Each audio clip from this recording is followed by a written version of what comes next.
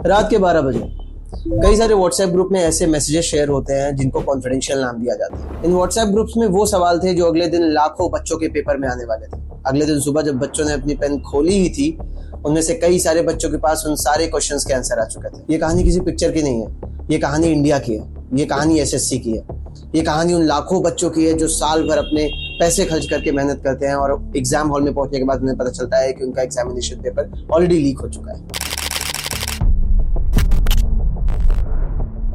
दोस्तों, एसएससी यानी कि staff selection commission of India, लाखों स्टूडेंट्स, एक सीट के लिए हजारों कैंडिडेट्स, और इसी एग्जाम में होता है स्कैम, सॉल्वर गैंग, मिडिलमैन और करोड़ों का खेल, और इन सब के बीच में बच्चे और उनके सपने।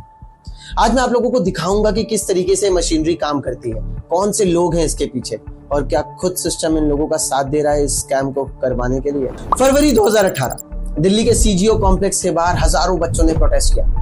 पोस्टर्स पे क्या लिखा था? We want justice, we want fair exams. वजह? SSC CGL tier 2 paper leak. WhatsApp पे पेपर सर्कुलेट हुआ और अगले दिन बच्चों के सामने वही सारे सवाल आए। सरकार पे दबाव बनाया गया, सरकार ने सीबीआई को इन्वॉल्व किया, लेकिन सबसे बड़ा सवाल यही है कि अगर 2018 में सीबीआई इन्वॉल्व हुई थी तो आज तक ये स्कैम क्यों चल रहा है। चलिए स्टेप बाय स्टेप समझते हैं कि ये पूरा मैकेनिज्म काम कैसे करता है।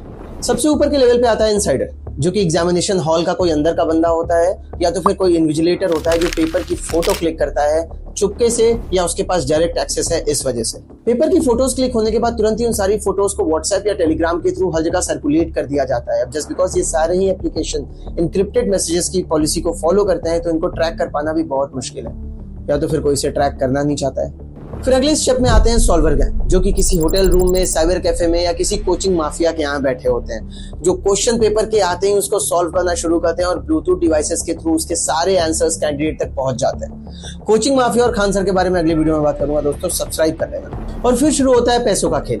रिपोर्ट्स के हिसाब से एक एक सीट पे 10 से 15 लाख रुपए खर्च किए जाते हैं। पेरेंट्स अपनी पूरी जिंदगी की सेविंग बर्बाद कर देते हैं एक ऐसे डेस्परेट अटेम्प्ट के ऊपर जिससे उन्हें कुछ हासिल भी नहीं होता।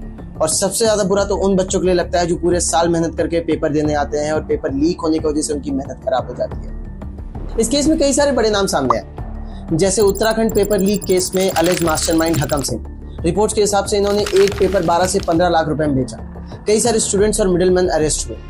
2018 के प्रोटेस्ट के बाद भी कई सारे सॉल्वर गैंग अलग अलग स्टेट्स में पकड़े गए, पर एक केस क्लोज होता है तो दूसरा केस शुरू हो जाता है। आखिर ये स्कैम मार्केट में हो ही क्यों रहा है? क्योंकि बच्चों के ऊपर प्रेशर है सरकारी नौकरी पाने का। और ये प्रेशर किसने बनाया? ये प्रेशर उन कोचिंग माफियाज ने क्रिएट किया है पेरेंट्स और बच्चों के दिमाग में, जिनको अपनी कोचिंग की फीस निकालनी है, जिनको बच्चों के इमोशंस और उनकी मेहनत पे अपनी रोटियां सेकनी है। जिस दिन ये होड़ खत्म हो जाएगी सरकारी नौकरी पाने की, उस दिन ये सारे स्कैम भी खत्म हो जाएंगे। आप जिस चीज में अच्छे हैं वो चीज फॉलो कर सकते हैं। उसके लिए अगर आप मेरी वेबसाइट पे आओगे तो मेरे एक्सपीरियंस काउंसलर्स आपकी काउंसलिंग करेंगे। मैं खुद आपसे पर्सनली बात करूंगा कि आप किस चीज में अच्छे हैं और 12th के बाद आपको क्या चीज करनी चाहिए। सिर्फ सरकारी नौकरी आपकी लाइफ नहीं बना सकती। एक ऐसा देश जहाँ पे 130 करोड़ प्लस जनता है, उसमें सबको सरकारी नौकरी नहीं मिल सकती। अगर आप उस चीज को फॉलो करते हैं जिसमें आप अच्छे हैं तो आप लाइफ में बहुत ज्यादा सक्सेसफुल हो सकते हैं।